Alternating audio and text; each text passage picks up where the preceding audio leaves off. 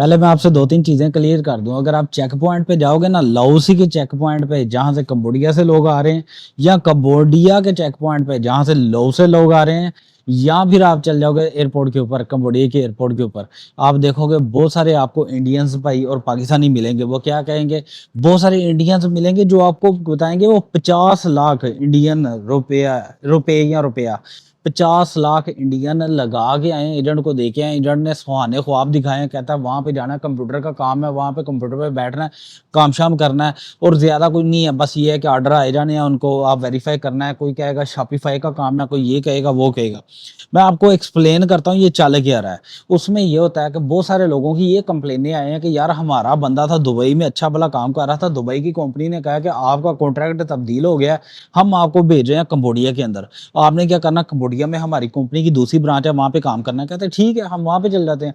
अब कंबोडिया में गए हैं, कंबोडिया में जाके उन्होंने हैंड ओवर किया चाइनीज को दिया, ले भाई ये बंदे आ गए हैं, वर्कर आ गए हैं। अब चाइनीज क्या कहते हैं कि जी हमने हर बंदे के हवाले से हर बंदे के बदले हमने इतने हजार US डॉलर दिए हैं। अब आपको अगर घर जाना है तो आप इतने पैसे हमें दें, मतलब तवान। अब हमें पैसे दें तो आप जा सकते हैं, अदरवाइज आप इधर ही फंसे हैं। वो बंदे फिर घर कॉल करते हैं, हम इधर फंस गए हैं, ये हुआ वो हुआ।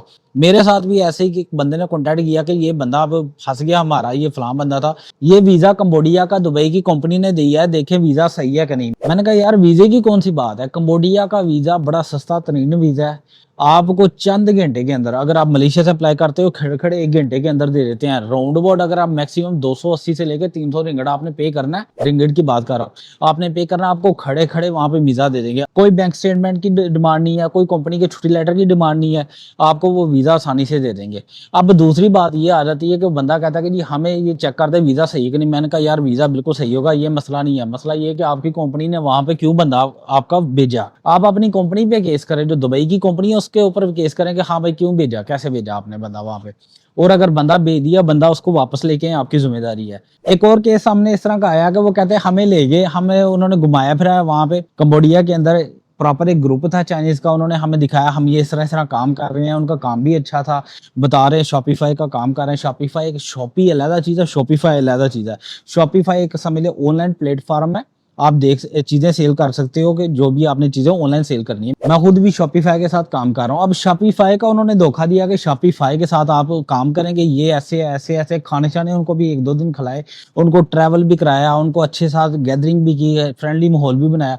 अब लड़के बड़े खुश थे यार कि कितना अच्छा है, ये कंपनी भी अच्छी है, बॉस भी अच्छा है, सबसे अच्छी बात ये है कि ओनर अच्छा है, प्यार से बात करता है। अब 2-3 दिन गुजरे, उन्होंने कहा जी आपने एज ए कॉल सेंटर हम ये ओपन कर रहे हैं, आप वहाँ पे ऑपरेटर काम करोगे। इन्होंने क्या किया था, इन्होंने एक छोटी छोटी कंपनीज बनाई होती हैं, फेक कंपनीज बनाई होती है। आप कॉन्टैक्ट करते हैं कि बैंकों के साथ, हाँ जी आपने क्या करना है जी, पैसे लेने हैं। बैंक वाले कहते हैं हमने इन लोगों से पैसे लेने हैं। वो फरहिस्त जारी कर देते हैं कि इस बंदे से हमने 50,000 70,000, मैं एग्जाम्पल दे रहा हूँ। अभी यहाँ पे एग्जांपल इस तरह ले लें, किसी बंदे का 50,000 कर्ज है, उसने 50,000 कर्ज लिया, कंपनी से कांटेक्ट करेगी, हाँ भाई आपने 50,000 कर्ज लिया हुआ है, आपने वापस करना है, बैंक का क्यों नहीं वापस कर रहे। अब बंदा कहेगा, मकरूज जो होगा जिसने कर्ज लिया होगा, वो कहेगा कि यार मेरे साथ थोड़ा तावन करें, मैं नहीं सारे पैसे दे सकता। अच्छा आप इसे डिवाइड कर ले, 10-10 हजार में इसे डिवाइड कर ले। वो कहेंगे चलो ठीक है आप पहली किस्त भेजो। पहली किस्त आएगी 10,000 की, वो किस में आएगी, कंपनी के अकाउंट में। कंपनी क्या करेगी, 10,000 अपने पास रखेगी, उसमें से 1,000 बैंक को ट्रांसफर कर देगी, जी रिकवरी हुई है 1,000 की। वो 9,000 क्या होगा, बैंक को नहीं वापस करेंगे, वो 9,000 कंपनी के अकाउंट में वो खाया जाएगा। यहाँ पे एक और चीज है, यहाँ पे बता दो, इसे कहते हैं हकूकुल इबाद। अगर जो मुस्लिम है वो जानते हैं किसी का हक खाना, उसको आखिरत में भी आपने जवाब देना। अगर चाहे शहीद होके भी मर जाए ना, हकूकुल इबाद माफ नहीं है यार किसी भी तरीके से। आपने जिसका जो कर्ज शर्ज देना ना, वो माफ ही नहीं हो सकती, चाहे जिस मर्जी दर्जे के ऊपर आप मर जाओ, जितने मर्जी बड़े दर्जे पे आप चले जाओ, वो चीजें आपने देनी है। तो ऐसी दलदल में बंदा फंस जाता है कि बंदा सारी जिंदगी कहता है कि अपने आप को मलम्मत करता है, क्यों मैं इस काम में दाखिल हुआ था। मैं पहले आपको बता दूं ये काम इस तरह के चल रहे हैं। अच्छा ये तो अलहदा केस है, एक और केस में आपको बताता हूँ यहाँ पे चल क्या रहा है। वो ये है कि इंडिया से लोग आ रहे हैं बहुत ज्यादा तादाद में, पाकिस्तान से लोग आ रहे हैं बहुत ज्यादा तादाद में, बांग्लादेश से भी लोगों को लेके आ रहे हैं। वो कह रहे हैं वहां पे जाओगे, वहां पे इतना पैसे है, ये है वो है, कुछ भी नहीं, किडनैपिंग है। बंदे को किडनैप कर लेते हैं, अगवा कर लेते हैं, तावान मांगते हैं, कहते इतने पैसे दो, इतने पैसे दो, फिर जान छूटेगी। सबसे बड़ा चूना तो स्टार्टिंग पे लग रहा है ना। मिसाल के तौर पर मैं पाकिस्तान कह देता हूँ या इंडिया कह देता हूँ, स्टार्टिंग पे आपको एजेंट चूना लगा देगा जी, इतना महंगा वीजा, इतना ये सारा कुछ। भाई कुछ भी नहीं है, कंगले हैं। उनका ये हाल है कि वो हमारे दूसरे कंट्रीज में आके काम कर रहे हैं, और अगर वो इतने ही स्टेबल हैं, वो खुद क्यों नहीं काम करते, वहाँ के लोग क्यों नहीं काम करते। अगर मैं कहता हूँ कि अगर उनके लोगों को $1000 भी मिल रही है ना सैलरी, वो कभी भी दूसरे कंट्रीज में जाके काम नहीं करेंगे।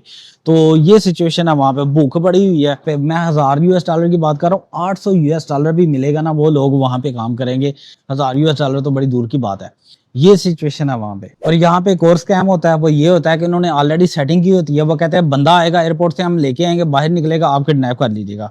बंदा आता है एयरपोर्ट से, बाहर निकलता है, प्रॉपर उसको बिठा लेते हैं गाड़ियों में, ले जाते हैं दूर दराज बॉर्डरों के इलाकों में, क्या कर लोगे।